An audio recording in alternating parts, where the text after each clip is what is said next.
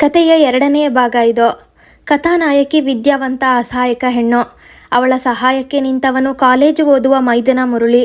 ಗಂಡನ ಅನುಮಾನ ಪ್ರವೃತ್ತಿ ಹಾಗೂ ಹಣ ಸಂಪಾದನೆಯ ಯಂತ್ರದೊಂದಿಗೆ ಸಂಸಾರ ನಿರ್ವಹಣೆಯಲ್ಲಿ ಬಸವಳಿದಿದ್ದ ಸುಮಾಳಿಗೆ ಮಗಳು ಸಂಜನಾಳ ಅನಾರೋಗ್ಯದಲ್ಲಿ ಮೈದನನ ಸಹಾಯ ಸಿಕ್ಕಿತ್ತು.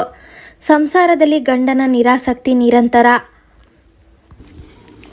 ಸರಿ, ನನಗೆ ಆಫೀಸಿಗೆ ಹೊತ್ತಾಯ್ತು. ನಾನೇನೋ ಕೆಲಸಕ್ಕೆ ಹೋಗುವ ಮೊದಲು ಅವಳನ್ನು ನೋಡೋಣ ಎಂದುಕೊಂಡಿದ್ದೆ ಎನ್ನುತ್ತಾ ಹೊರಟೇ ಬಿಟ್ಟ. ಸುಮಾಳಿಗೆ ಸುಜನ್ ತನ್ನ ಮಗುವನ್ನು ನೋಡಲು ಆಸ್ಪತ್ರೆಗೆ ಬಂದದ್ದೋ ಅಥವಾ ಯಾರಾದರೂ ನೆಂಟರನ್ನು ಭೇಟಿಯಾಗಲು ಬಂದನೋ ತಿಳಿಯಲಿಲ್ಲ. ಅವಳು ಏನಾದರೂ ಹೇಳುವ ಮೊದಲೇ ಅವನು ಅಲ್ಲಿಂದ ನಿರ್ಗಮಿಸಿದ್ದ. ಏಕೆ ನಮ್ಮಿಬ್ಬರಿಗೂ ಸಾಗರ ಬೆಟ್ಟದಷ್ಟು ಅಂತರ? ಅವನಿಗೆ ನಾನು ಏನು ಮಾಡಿದರೆ ಸಂತೋಷವಾಗುವುದು ಎನ್ನುವುದೇ ತಿಳಿಯಲಿಲ್ಲ. ಮುರಳಿ ಅಣ್ಣ ಆಫೀಸಿಗೆ ಹೋಗಿದ್ದು ಗಮನಿಸಿ ಅವಳ ಹತ್ತಿರ ಬಂದ. ಅತ್ತಿಗೆ, ಯಾಕಿಷ್ಟು ಸುಸ್ತಾಗಿ ಕುಳಿತಿದ್ದೀರಿ? ಹೇಳಿ, ಸ್ವಲ್ಪ ತಿಂಡಿ ತಿನ್ನಿ, ಫ್ರೆಶ್ ಆಗಿ. ಅಷ್ಟರಲ್ಲಿ ಡಾಕ್ಟರರು ಮಗುವನ್ನು ನೋಡಬಹುದು ಎನ್ನುತ್ತಾರೆ. ನಂತರ ನೀವು ಸಂಜನಾ ಜೊತೆಗೆ ಇರಬೇಕಾಗುತ್ತದೆ ಎಂದ. ಈ ಹುಡುಗನಿಗೆ ಇರುವ ಅಂತಃಕರಣ ಗಂಡನಿಗೆ ಇಲ್ಲ. ರಾತ್ರಿಯೂ ಸರಿಯಾಗಿ ನಿದ್ದೆ ಮಾಡದ ಸುಮ ತೂರಾಡುತ್ತಾ ವಾರ್ಡಿಗೆ ಬಂದಾಗ ಮುರಳಿಯ ಕೈಯಲ್ಲಿ 2 ಇಡ್ಲಿಯ ಪ್ಯಾಕೆಟ್ ನೋಡಿದಳು. ನೀವು ಅಲ್ಲೇ ತಿನ್ನಬಹುದಿತ್ತಲ್ಲ ಎಂದಳು. ಅವನು, ನಾನೊಬ್ಬನೇ ಅಲ್ಲಿ ತಿಂದಿದ್ದರೆ ನಿಮಗೆ ಯಾರು ಜೊತೆ ಕೊಡುತ್ತಿದ್ದರು ಎಂದ. ಅವಳಿಗೆ ಇದು ಯಾವ ಜನ್ಮದ ಮೈತ್ರಿ ಎನ್ನಿಸಿತ್ತೋ. ಮತ್ತೆ ಆಪರೇಷನ್ ಥಿಯೇಟರ್ನ ಮುಂದೆ ಬಂದಾಗ ನರ್ಸ್, ಆಪರೇಷನ್ ಆಯಿತು, ಇನ್ನು 1 ಗಂಟೆಯಲ್ಲಿ ನೀವು ಮಗುವನ್ನು ನೋಡಬಹುದು. ಸಂಜೆ ಅವಳನ್ನು ವಾರ್ಡಿಗೆ ಶಿಫ್ಟ್ ಮಾಡುತ್ತೇವೆ ಎಂದರು. ಒಮ್ಮೆ ಮಗುವನ್ನು ನೋಡಿದ ಮೇಲೆ ಸುಮಾಳಿಗೆ ಸಮಾಧಾನವಾಯಿತು. ಸಂಜೆಗೆ ಅವಳನ್ನು ವಾರ್ಡಿಗೆ ಶಿಫ್ಟ್ ಮಾಡಿದರು. ಸಂಜೆ ಮಗುವಿನ ತಂದೆ ನೆಂಟನಂತೆ ಬಂದ. ಅದೇ ವೇಳೆಗೆ ಡಾಕ್ಟರರು ರೌಂಡ್ಸಿಗೆ ಬಂದರು. ಆಗ ಅವನು, ಯಾವಾಗ ಮಗುವನ್ನು ಡಿಸ್ಚಾರ್ಜ್ ಮಾಡುತ್ತೀರಿ? ಆಸ್ಪತ್ರೆ ಮನೆ ಅಂತ ಓಡಾಡುವುದು ಕಷ್ಟ ಎಂದ. ಸುಮಾಳ ತುಟಿಯ ಮೇಲೆ ವಿಷಾದದ ನಗೆಯೊಂದು ತೇಲಿ ಹೋಯಿತು. ಡಾಕ್ಟರ್ಗೆ ಏನು ಗೊತ್ತು ಇಲ್ಲಿಯ ವ್ಯವಸ್ಥೆ? ಅವರು 2 ದಿನಗಳಲ್ಲಿ ಡಿಸ್ಚಾರ್ಜ್ ಮಾಡುತ್ತೇವೆ ಎಂದರು. ಹೇಳಿದಂತೆಯೇ 2ನೆಯ ದಿನ ಡಿಸ್ಚಾರ್ಜ್ ಮಾಡಿದರು. ಮರುದಿನ ಆಫೀಸಿಗೆ ಹೊರಡುವಾಗ ತಿಂಡಿಯ ತಟ್ಟೆಯ ಮುಂದೆ ಕುಳಿತ ಸುಜನ್ ಹೆಂಡತಿಗೆ, ಮುರಳಿಯ ಪರೀಕ್ಷೆಗಳು ಮುಗಿಯಿತಲ್ಲ, ಇನ್ನು ಅವನು ಊರಿಗೆ ಹೊರಡಲಿ ಎಂದ. ಅವಳು ಗಂಡನ ನಿರಾಸಕ್ತಿಯನ್ನು ತಿಳಿದು, 1 ವಾರದ ನಂತರ ಒಮ್ಮೆ ಸಂಜನಾಳನ್ನು ಡಾಕ್ಟರರು ಪರೀಕ್ಷಿಸಬೇಕಂತೆ, ನಂತರ ಹೊರಟರೆ ಸಾಲದೆ ಎಂದಳು.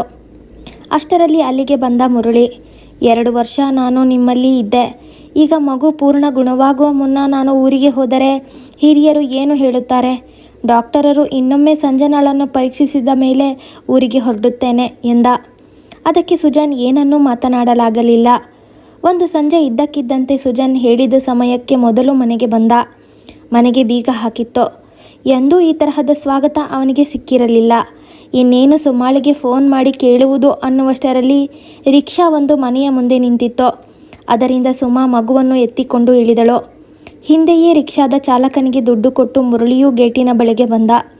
ಸುಜನ್ ಹೆಂಡತಿಯಿಂದ ಬೀಗದ ಕೈ ಕಿತ್ತುಕೊಂಡು ಬೀಗ ತೆಗೆದು ಒಳ ಹೋಗುತ್ತಿದ್ದಂತೆಯೇ, ಎಲ್ಲಿಗೆ ಹೋಗಿತ್ತೋ ನಿಮ್ಮಿಬ್ಬರ ಸವಾರಿ ಎಂದ. ಸುಮಾಳ ಸಹನೆಯ ಕಟ್ಟೆ ಒಡೆಯಿತು. ಅವಳು ಒಂದೇ ಉಸಿರಿನಲ್ಲಿ, ನಾವು ಸಿನಿಮಾಗೆ ಹೋದೆವೋ, ಹೋಟೆಲ್ಗೆ ಊಟಕ್ಕೆ ಹೋದೆವೋ, ಪಾರ್ಕಿಗೆ ಸುತ್ತಾಡಲಿಕ್ಕೆ ಹೋದೆವೋ ಎಂದು ನೀವು ತಿಳಿದಿರಬಹುದು ಅಲ್ಲವೇ? ಇದು ಯಾವುದೂ ಅಲ್ಲ. ಸಂಜನಾ ವಾಂತಿ ಮಾಡಿದಳು. ಡಾಕ್ಟರನ್ನು ಭೇಟಿಯಾಗಲು ಇನ್ನೂ 2 ದಿನಗಳಿದ್ದವು. ಹಾಗಾಗಿ ಅವಳನ್ನು ಆಸ್ಪತ್ರೆಗೆ ಕರೆದುಕೊಂಡು ಹೋಗಿದ್ದೆವು. ನಿಮಗೆ ಹೇಳಿಯೂ ಪ್ರಯೋಜನವಿಲ್ಲ. ನಿಮಗೆ ಸಂಸಾರಕ್ಕಿಂತ ನಿಮ್ಮ ಆಫೀಸೇ ಮುಖ್ಯ. ಪ್ರತಿ ಹೆಜ್ಜೆಗೂ ನನ್ನನ್ನು ಇಷ್ಟು ಅನುಮಾನದಿಂದ ಏಕೆ ನೋಡುವಿರಿ ಎಂದಳು. ದುಃಖದ ಜಾಗದಲ್ಲಿ ರೋಷ ಇಣುಕುತ್ತಿತ್ತು. ಒಳಗೆ ಬಂದ ಮುರಳಿಯು, ಅಣ್ಣ, ಇನ್ನು2 ದಿನ ತಡೆದುಕೋ, ನಂತರ ನೀನು ಇರು ಎಂದರೂ ನಾನು ಇರುವುದಿಲ್ಲ ಎನ್ನುತ್ತಾ ತನ್ನ ರೂಮಿಗೆ ಹೋದ. ಸುಜನ್ಗೆ ತಾನು ಈ ರೀತಿ ಮಾತನಾಡಿದ್ದ ಪಶ್ಚಾತ್ತಾಪ ಇರಲಿಲ್ಲ. ಆದರೆ ಮುರಳಿ ಹಾಗೆ ತನಗೆ ಎದುರು ಮಾತನಾಡಿದ್ದು ತಪ್ಪು ಎನಿಸಿತ್ತು. ಮತ್ತೆರಡು ದಿನಗಳಲ್ಲಿ ಸಂಜನಾಳನ್ನು ಡಾಕ್ಟರ್ ಪರೀಕ್ಷಿಸಿ ಈಗ ಪೂರ್ಣ ಗುಣವಾಗಿದ್ದಾಳೆ ಎಂದರು. ಆಸ್ಪತ್ರೆಯಿಂದ ರಿಕ್ಷಾದಲ್ಲಿ ಬರುವಾಗ ಸುಮಾ, ಮುರಳಿ, ಈ 2 ವರ್ಷಗಳಲ್ಲಿ ನಿಮ್ಮ ಅಣ್ಣ ನಿಮಗೆ ಬಹಳ ಮನಸ್ಸು ನೋಯಿಸಿದ್ದಾರೆ. ಅದು ಯಾವುದು ಮನಸ್ಸಿಗೆ ತೆಗೆದುಕೊಳ್ಳಬೇಡಿ. ನಿಮ್ಮ ಮುಂದಿನ ಜೀವನ ಸುಖಕರವಾಗಿರಲಿ ಎಂದಳು. ಅತ್ತಿಗೆ, ಅವನ ವಿಷಯ ನನಗೆ ಮೊದಲಿನಿಂದ ತಿಳಿದಿದೆ. ನಾವಿಬ್ಬರೂ ಒಟ್ಟಿಗೆ ಒಂದೇ ಮನೆಯಲ್ಲಿ ಬೆಳೆದವರು. ಅಷ್ಟಿಲ್ಲದಿದ್ದರೆ ಅದೆಲ್ಲ ತಿಳಿದು ಓದುವುದಕ್ಕೆ ನಾನು ಇಲ್ಲಿಗೆ ಬರುತ್ತಿದ್ದೇನೆ ಎಂದ. ಅವಳು ಈ ಮಾತಿಗೆ ಉತ್ತರಿಸದೆ ರಿಕ್ಷಾದಿಂದ ಹೊರಗೆಲ್ಲೋ ನೋಡತೊಡಗಿದಳು. ಮುರಳಿ ಆ ದಿನ ರಾತ್ರಿಯ ಬಸ್ಸಿಗೆ ಹೊರಟ. ಅಣ್ಣನಿಗೆ ಬೆಳಿಗ್ಗೆಯೇ ತಾನು ರಾತ್ರಿ 9 ಗಂಟೆಯ ಬಸ್ಸಿಗೆ ಹೊರಡುವುದಾಗಿ ತಿಳಿಸಿದ್ದ. ಊರಿಗೆ ಹೊರಟು ನಿಂತಾಗಲೂ ಸುಜನ್ ಮನೆಗೆ ಬರದಿರುವ ನೋವು ಅವನನ್ನು ಬಾಧಿಸಿತು. ಆದರೆ ಅದನ್ನು ಪ್ರಕಟಿಸಿದರೆ ಹೆಚ್ಚಿನ ನೋವು ಅನುಭವಿಸುವುದು ಅತ್ತಿಗೆ ಎಂದು ಅವನಿಗೆ ತಿಳಿದಿದೆ. ಅವನು ಅತ್ತಿಗೆ, ನಿಮ್ಮ ಪರಿಸ್ಥಿತಿ ಅರ್ಥವಾಗುತ್ತದೆ. ನೀವು ಗಂಡ ಹೆಂಡಿರ ನಡುವೆ ಇರುವ ಅಂತರ ಕಡಿಮೆ ಮಾಡಿಕೊಳ್ಳಿ ಎಂದು ನಾನು ಹೇಳುವುದಿಲ್ಲ. ಈ 2 ವರ್ಷಗಳಲ್ಲಿ ನೀವು ಹೇಗೆ ಸಂಘರ್ಷಗಳ ನಡುವೆ ಹೆಣಗಾಡುತ್ತಿದ್ದೀರೆಂದು ನನಗೆ ತಿಳಿದಿದೆ. ನೀವು ವಿದ್ಯಾವಂತರು. ಸಂಜನಾ ಸ್ವಲ್ಪ ದೊಡ್ಡವಳಾದ ನಂತರ ನೀವು ಎಲ್ಲಾದರೂ ಕೆಲಸಕ್ಕೆ ಸೇರಿ. ಆರ್ಥಿಕವಾಗಿ ನೀವು ಸ್ವತಂತ್ರರಾದಾಗ ಎಂತಹ ಪರಿಸ್ಥಿತಿಯನ್ನು ಎದುರಿಸಬಹುದು ಎಂದ. ಖಂಡಿತ ಪ್ರಯತ್ನಿಸುತ್ತೇನೆ. ನನ್ನ ಆತ್ಮಸ್ಥೈರ್ಯ ಹೆಚ್ಚಿಸಿದ ನಿಮಗೆ ಒಳ್ಳೆಯ ನೌಕರಿ ಸಿಗಲಿ. ನಿಮ್ಮ ತಂದೆ ತಾಯಿಗೆ ನೆಮ್ಮದಿಯ ಬದುಕು ಸಿಗಲಿ. ಊರಿನಲ್ಲಿ ಯಾರಿಗೂ ಇಲ್ಲಿಯ ವಿಷಯ ತಿಳಿಸಬೇಡಿ ಎಂದಳು. ಆಗ ಅವನಿಗೆ ಅವಳ ಮೇಲಿನ ಗೌರವ ಇನ್ನೂ ಹೆಚ್ಚಿತ್ತು. ಮಗು ಸಂಜನಾಳಿಗೆ ಏನೂ ಅರ್ಥವಾಗದಿದ್ದರೂ ಇಷ್ಟು ದಿನ ತನ್ನನ್ನು ನೆಲೆಸಿ ಸಂತೋಷ ಕೊಡುತ್ತಿದ್ದ ಚಿಕ್ಕಪ್ಪ ತಮ್ಮಿಂದ ದೂರ ಹೋಗುವನೆಂಬ ಕಲ್ಪನೆ ಸಿಕ್ಕಿತ್ತು. ರಾತ್ರಿ ಹೊತ್ತಾಗಿ ಮನೆ ಸೇರಿದ ಸುಜನನ ಮೊದಲನೇ ಪ್ರಶ್ನೆಯೇ ಮುರಳಿ ಊರಿಗೆ ಹೊರಟನೆ ಎಂದು. ಹೌದು, ಬೆಳಗ್ಗೆನೇ ರಾತ್ರಿ 9ರ ಬಸ್ಸಿಗೆ ಹೊರಟುತ್ತೇನೆ ಎಂದಿದ್ದರಲ್ಲ. ಅವರು ಹೊರಡುವಾಗಲೂ ನಿಮ್ಮ ನಿರೀಕ್ಷೆಯಲ್ಲಿಯೇ ಇದ್ದರು. ಸುಜನ್ ಎಂದಿನ ಅಸಡ್ಡೆಯ ಮಾತಿನಂತೆ ಇಂದು ಕೂಡ ಅವನು ನನ್ನನ್ನು ಏಕೆ ನಿರೀಕ್ಷಿಸಬೇಕು ಎಂದ. ಅವಳು ಇದಕ್ಕೆ ಉತ್ತರಿಸುವ ಗೋಜಿಗೆ ಹೋಗದೆ ಅವನಿಗೆ ಬಡಿಸಲು ಅಡಿಗೆ ಮನೆ ಸೇರಿದಳು. ಪುಟ್ಟ ಸಂಜನಾ ಚಿಕ್ಕಪ್ಪನ ಗೈರನ್ನು ಮಾತುಗಳಲ್ಲಿ ಹೇಳಲು ಆಗದೆ ಹೆಣಗಾಡಿದಳು. ಅವನು ಹೊರಡುವಾಗ ಮರೆತ ಒಂದು ಟವಲ್ ಎಳೆದು ತಂದು ಚೀಚಿ ಎಂದಾಗ ಸುಮಾಳ ಕಣ್ಣಾಲಿಗಳು ತುಂಬಿದವು. ಸುಜನ್ಗೆ ಅದೊಂದು ಟವಲ್ ಅಷ್ಟೇ. ಅದನ್ನು ನೆಲದ ಮೇಲೆ ಹೊರಳಾಡಿಸಿ ಹಾಳು ಮಾಡುವುದನ್ನು ನೋಡಿ, ಕೊಡು ಇಲ್ಲಿ, ಟವಲ್ ಹಾಳು ಮಾಡುತ್ತೀಯಾ ಎನ್ನುತ್ತಾ ಎಳೆದುಕೊಂಡ. ಆ ಪುಟ್ಟ ಮಗುವಿಗೆ ಇರುವ ಭಾವನೆಯೂ ಇವರಿಗೆ ಇಲ್ಲವಲ್ಲ ಎನಿಸಿತು. ಊಟ ಮಾಡಿದ ಸುಜನ್ ತನ್ನ ಕೆಲಸವಾದಂತೆ ಹೋಗಿ ಸೋಫಾದ ಮೇಲೆ ಕುಳಿತ. ಅವನ ಕೈಯಲ್ಲಿ ನ್ಯೂಸ್ ಪೇಪರ್ ಇದೆ. ಊರಿಗೆಲ್ಲ ಪೇಪರ್ ಓದುವ ಕಾಯಕ ಬೆಳಿಗ್ಗೆ ಆದರೆ ಹೊತ್ತಾಗಿ ಹೇಳುವ ಸುಜನ್ಗೆ ಬಿಡುವಾಗುವುದು ರಾತ್ರಿಗೆ. ಅವನನ್ನು ಅವನ ಪಾಡಿಗೆ ಬಿಟ್ಟು ಸಂಜನಾಳಿಗೆ ಊಟ ಮಾಡಿಸಿದಳು. ನಂತರ ತಾನೂ ಮಾಡಿ ಅಡುಗೆ ಮನೆ ಸ್ವಚ್ಛ ಮಾಡಿದಳು. ಗಂಡನ ಕಡೆಗೆ ಗಮನ ಕೊಡದೆ ಮಗುವನ್ನು ಮಲಗಿಸಿ ತಾನೂ ಮಲಗಿದಳು. ಸುಜನ್ ಯಾವಾಗ ಬಂದು ಮಲಗಿದನೆಂದು ಅವಳು ಗಮನಿಸಲಿಲ್ಲ. ಎಂದಿನಂತೆ ಬೆಳಗ್ಗೆ ಎದ್ದ ಸುಮಾಳಿಗೆ ಮುರಳಿಯ ನೆನಪು ಬಂದಿತ್ತು. ಬೆಳಗ್ಗೆ ತಾವು ಏಳುವ ಮೊದಲೇ ಎದ್ದು ತಮ್ಮೆಲ್ಲರಿಗೂ ಕಾಫಿ ಡಿಕಾಕ್ಷನ್ ಮಾಡಿ ತನಗೆ 1 ಕಪ್ ಕಾಫಿ ಮಾಡಿ ಕುಡಿದು ಓದಲು ಕುಳಿತುಕೊಳ್ಳುತ್ತಿದ್ದ. ತಾನು ತಿಂಡಿ ಮಾಡಿ ಸುಜನ್ ಅದನ್ನು ತಿಂದು ಆಫೀಸಿಗೆ ಹೋದ ಮೇಲಷ್ಟೇ ಅವನು ಓದಿನಿಂದ ಮೇಲೇಳುತ್ತಿದ್ದದ್ದು. ಸ್ನಾನ ಪೂರೈಸಿ ತನ್ನೊಡನೆ ತಿಂಡಿಗೆ ಕುಳಿತುಕೊಳ್ಳುತ್ತಿದ್ದ. ಇಂದಿನಿಂದ ಅದೆಲ್ಲ ನೆನಪು ಮಾತ್ರ. ಬೇಗ ಕಾಫಿ ಮಾಡಿ ರೂಮಿಗೆ ಹೋದರೆ ಸುಜನ್ ಚೆನ್ನಾಗಿ ನಿದ್ದೆ ಮಾಡುತ್ತಿದ್ದಾನೆ. ಸಂಜನಾಳ ಬಳಿಗೆ ಹೋದಾಗ ಅವಳು ಬಟ್ಟೆ ಒದ್ದೆ ಮಾಡಿಕೊಂಡಿದ್ದಳು. ಅದನ್ನು ಬದಲಾಯಿಸಿದಾಗಲೂ ಅವಳಿಗೆ ಎಚ್ಚರವಾಗಲಿಲ್ಲ. ಸಿಹಿ ಕನಸಿನಲ್ಲಿ ಮುದ್ದಾಗಿ ನಗುತ್ತಿದ್ದಾಳೆ. ಆ ಮುಗ್ಧ ನಸುನಗೆ ಪುಟ್ಟ ಮಕ್ಕಳಿಗೆ ಮಾತ್ರ ಇರಬಹುದು. ದೊಡ್ಡವರಾದಂತೆ ಈ ಕೃತ್ರಿಮ ಜಗತ್ತಿಗೆ ಹೊಂದಿಕೊಳ್ಳುತ್ತಾರೆ. ಸುತ್ತಲಿನ ವಾತಾವರಣದ ಪ್ರಭಾವ ಬೀರುವ ಈ ಜಗತ್ತು ಮಗು ಹೇಗೆ ಬೆಳೆಯಬೇಕೆಂದು ನಿರ್ಧರಿಸುತ್ತದೆ. ಮತ್ತೊಮ್ಮೆ ಸಂಜನಾ ನಕ್ಕಾಗ ಮಕ್ಕಳು ದೇವರ ಹತ್ತಿರ ಮಾತನಾಡುತ್ತಾರೆ. ಹಾಗಾಗಿಯೇ ನಿದ್ದೆಯಲ್ಲಿ ನಗುಮುಖ ಅಳುಮುಖ ಮಾಡುವುದು ಎಂದುಕೊಂಡಳು. ಬಾಗಿ ನಿದ್ದೆಯಲ್ಲಿದ್ದ ಮಗುವಿಗೆ ಸಿಹಿ ಮುತ್ತನೊಂದು ಇತ್ತು ಹೊರಬಂದಳು. ಬೇಗ ತಿಂಡಿ ಮಾಡಿ ಸುತ್ತಲ ಕೆಲಸ ಮಾಡತೊಡಗಿದಳು. ಬೆಳಗ್ಗೆ ಹೊತ್ತಾಗಿ ಎದ್ದ ಸುಜನ್ ತನ್ನ ತಮ್ಮನ ನೆನಪು ಮಾಡಿದ್ದು ಹೀಗೆ. ಅಬ್ಬಾ, ಮೊದಲ ದಿನ ನಮ್ಮ ಜೊತೆಗೆ ಹೊರಗಿನವರು ಯಾರೂ ಇಲ್ಲದೆ ಎಂಜಾಯ್ ಮಾಡುತ್ತಿದ್ದೇವೆ ಎಂದು. ಸುಮ್ಮ ಆಶ್ಚರ್ಯ ಸೂಸುತ್ತಾ, ಹಾಗಂದ್ರೆ ಏನು ಎಂದಳು. ಅದೇ, ಇನ್ನು ಮುಂದೆ ಮುರಳಿ ನಮ್ಮ ಹಿಂದೆ ಮುಂದೆ ಓಡಾಡುವುದಿಲ್ಲ. ಅವರ ವಿದ್ಯಾಭ್ಯಾಸ ಆಯ್ತಲ್ಲ, ಅವರು ನೆನೆಸಿದಂತೆ ಇನ್ನೂ ಒಂದು ಒಳ್ಳೆಯ ಕೆಲಸ ಸಿಕ್ತು. ಅವರ ತಂದೆ ತಾಯಿಯ ಹೊಣೆ ಹೊತ್ತರೆ ಒಂದು ಘಟ್ಟ ಮುಟ್ಟಿದಂತೆ ಎಂದಳು. ಅದೇ ನನಗೆ ಬೇಡವಾಗಿತ್ತು. ಯಾಕೆ, ಅವರು ಓದಿ ತಮ್ಮ ಜೀವನ ಕಟ್ಟಿಕೊಂಡ್ರೆ ನಿಮಗೇನು ತೊಂದರೆ? ಅದಕ್ಕೆ ನಿನಗೆ ಬುದ್ಧಿ ಇಲ್ಲ ಅನ್ನೋದು. ಊರಿನಲ್ಲಿರುವ 5 ಎಕರೆ ಭೂಮಿ ನಮ್ಮ ಕುಟುಂಬಕ್ಕೆ ಹಾಗೂ ಚಿಕ್ಕಪ್ಪನ ಕುಟುಂಬಕ್ಕೆ ಸಾಲದ್ದು. ನಾನೇನೋ ಮುಂದೆ ಓದಿ ಒಳ್ಳೆಯ ಕೆಲಸ ಹಿಡಿದೆ. ಇವನು ಅಲ್ಲೇ ಇದ್ದಿದ್ರೆ ಭೂಮಿಯ ಕೆಲಸ ನೋಡಿ ತನ್ನ ತಂದೆ ತಾಯಿಯ ಜೊತೆಗೆ ನನ್ನ ತಂದೆ ತಾಯಿಯನ್ನು ಅವನು ನೋಡಬಹುದಿತ್ತು. ಆಗ ಗ್ರ್ಯಾಜುಯೇಷನ್ ಆದ ಮೇಲೆ 4 ವರ್ಷಗಳು ತೋಟ ಗದ್ದೆ ಎಂದು ಮನೆಯಲ್ಲಿಯೇ ಇದ್ದ. ಈಗ ಇವನು ದೊಡ್ಡ ಓದಿ ಎಲ್ಲಾದರೂ ಕೆಲಸಕ್ಕೆ ಸೇರುತ್ತಾನೆ. ಆಗ ವಯಸ್ಸಾಗಿದೆ ಎಂದು ಅವನ ತಂದೆ ತಾಯಿಯನ್ನು ಕರೆದುಕೊಂಡು ಹೋಗುತ್ತಾನೆ. ಆಮೇಲೆ ಅವರ ಪಾಲು ಅವರಿಗೆ ಕೊಡಬೇಕು. ನಮ್ಮ ಪಾಲಿನಲ್ಲಿ ಸ್ವಲ್ಪ ಅಂಶ ಸಿಕ್ಕರೂ ಅವನ ತಂದೆ ತಾಯಿಗಿಂತ ವಯಸ್ಸಾದ ನನ್ನ ತಂದೆ ತಾಯಿಯ ಹೊಣೆಯನ್ನು ನಾನು ಹೊರಬೇಕು ಎಂದ. ಹಾಗಾದರೆ ಗಂಡನಿಗೆ ಅವನ ತಂದೆ ತಾಯಿಯ ಹೊಣೆ ಹೆಚ್ಚಾಯಿತು. ಸಾಮಾನ್ಯವಾಗಿ ಈ ಮಾತನ್ನು ಎಲ್ಲರ ಮನೆಯಲ್ಲೂ ಹೇಳುವುದು ಸೊಸೆ, ಆದರೆ ಇಲ್ಲಿ ಜನ್ಮ ಕೊಟ್ಟ ಮಗ ಹೇಳುತ್ತಿದ್ದಾನೆ. ಅವಳು ಸಾವರಿಸಿಕೊಂಡು, ಹಾಗಾದರೆ ಮುಂದೆ ಓದಬೇಡ ಅಂತ ಅವರಿಗೆ ಹೇಳಬೇಕಿತ್ತು ಎಂದಳು. ಆ ನಾರಾಯಣ ಮೇಷ್ಟ್ರು ಬಿಡಬೇಕಲ್ಲ. ಮುರಳಿ ನಿನಗಿಂತ ಬುದ್ಧಿವಂತ, ಅವನ ಗ್ರ್ಯಾಜುಯೇಷನ್ ಆಯಿತು, ನೀನು ಹೇಗಿದ್ದರೂ ಪೇಟೆಯಲ್ಲಿ ಇದ್ದೀಯಾ, ಅವನನ್ನು ನಿನ್ನೊಟ್ಟಿಗೆ ಇರಿಸಿಕೋ ಎಂದರು. ಚಿಕ್ಕಪ್ಪ ಕೂಡ ಆಗ ಅಲ್ಲೇ ಇದ್ದರು. ಅವರು ಕಷ್ಟವೋ ಸುಖವೋ ಡಬಲ್ ಗ್ರ್ಯಾಜುಯೇಟ್ ಆಗಲಿ, ಹೇಗಿದ್ದರೂ ನಿನ್ನೊಟ್ಟಿಗೆ ಇರ್ತಾನಲ್ಲ, ಅವನ ಕಾಲೇಜಿನ ಫೀಸಿನ ವ್ಯವಸ್ಥೆ ನಾನು ಮಾಡುತ್ತೇನೆ ಎಂದರು. ಅವರಿಗೆ ಯಾವಾಗಲೂ ನನ್ನ ಸಂಬಳದ ಮೇಲೆ ಕಣ್ಣು. ನಾನು ಬರೀ ಗ್ರ್ಯಾಜುಯೇಟ್ ಆದರೂ ನನ್ನ ಸಂಪಾದನೆ ಹೆಚ್ಚು ಎಂದು ಅವರ ಲೆಕ್ಕಾಚಾರ. ಓಹೋ, ರಾಯರ ಆಲೋಚನೆ ಹೀಗೆ. ಅಬ್ಬಾ, ತನಗೆ ಯೋಚಿಸಲು ತಿಳಿಯದ ಎಷ್ಟೋ ವಿಷಯಗಳ ಮುಂದಾಲೋಚನೆ ತನ್ನ ಗಂಡನಿಗೆ ಇದೆ. ಎಲ್ಲ ಕಡೆ ಸೊಸೆ ಕೆಟ್ಟವಳು ಎನ್ನುತ್ತಾರೆ, ಆದರೆ ತನ್ನ ಗಂಡ ಅದು ಸುಳ್ಳು ಎಂದು ಪ್ರತಿಪಾದಿಸಿದ್ದಾನೆ. ಹಾಗಾದರೆ ಇಲ್ಲಿ ತನ್ನ ಸ್ಥಾನವೇನು? ಎಲ್ಲರಂತೆ ಸುಖಕ್ಕೊಬ್ಬ ಹೆಂಡತಿ, ಪ್ರಕೃತಿಯ ನಿಯಮದಂತೆ ತಮಗೆ ಮಕ್ಕಳು.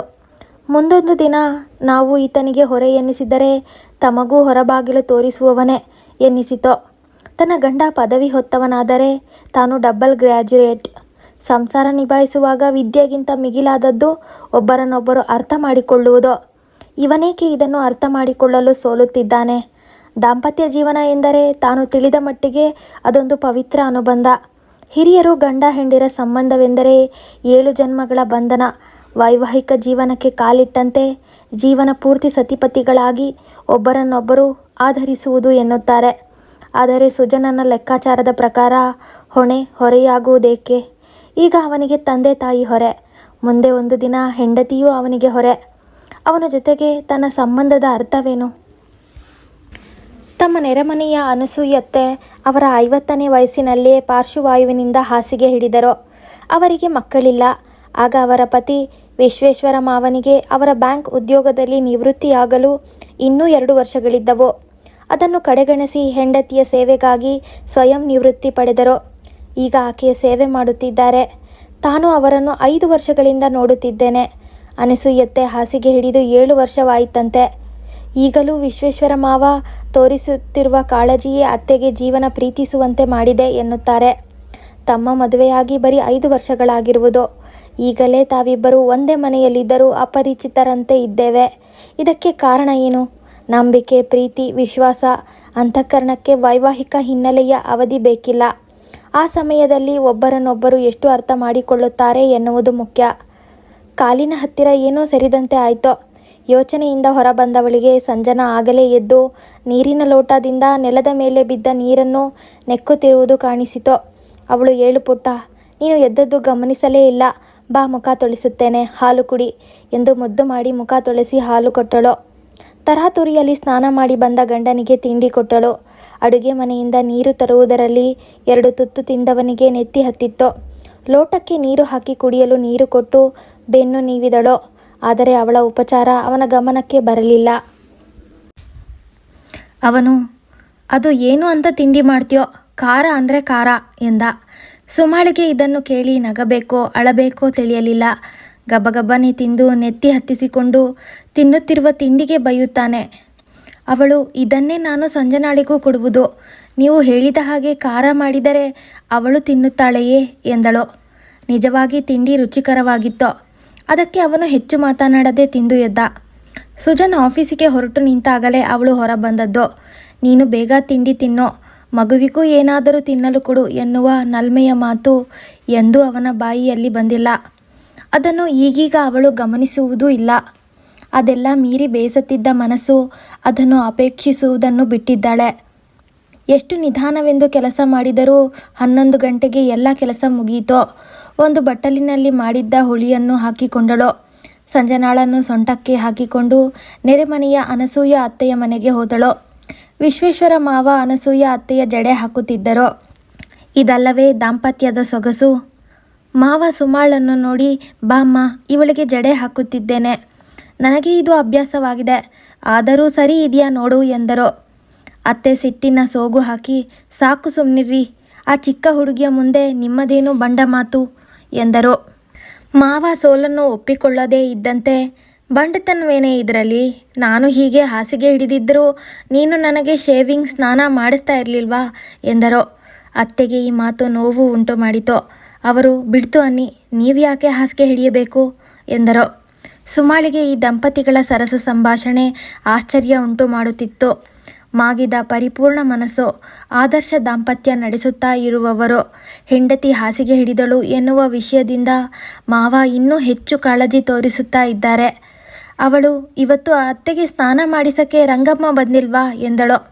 ಅದಕ್ಕೆ ಮಾವ, ಬಂದಿದ್ದಾಳೆ, ಹಿತ್ತಲಲ್ಲಿ ಬಟ್ಟೆ ಒಗೆಯುತ್ತಾ ಇದ್ದಾಳೆ, ಆದರೆ ಇವಳಿಗೆ ನಾನು ಜಡೆ ಹಾಕಿದ್ರೇ ಸಮಾಧಾನ ಎಂದರು. ಅದಕ್ಕೆ ಅತ್ತೆ, ಅಯ್ಯೋ ಸುಮ್ಮನಿರ್ರಿ, ಆ ಚಿಕ್ಕ ಹುಡುಗಿಯ ಮುಂದೆ ನಿಮ್ಮದೆಷ್ಟು ತಮಾಷೆ ಎಂದರು. ಅಷ್ಟರಲ್ಲಿ ಅತ್ತೆಯ ಜಡೆ ಆಗಿತ್ತು.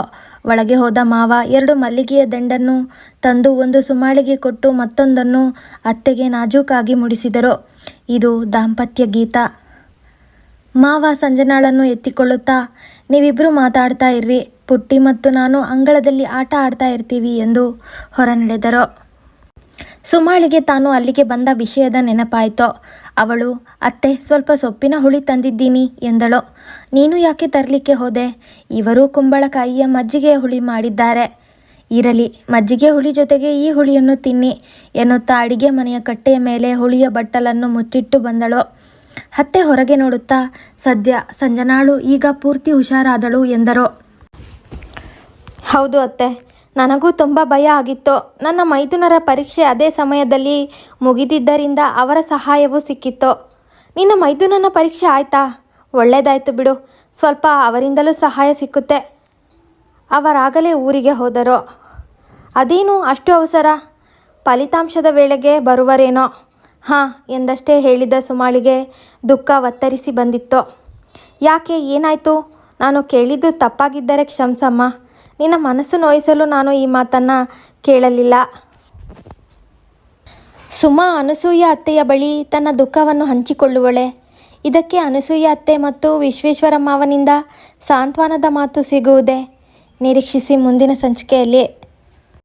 ಮುಂದಿನ ಸಂಚಿಕೆಯನ್ನು ತಿಳಿಯಲು ಕಾತುರರಾಗಿದ್ದರೆ ದಯವಿಟ್ಟು ಕಮೆಂಟ್ನಲ್ಲಿ ತಿಳಿಸಿ. ಧನ್ಯವಾದಗಳು.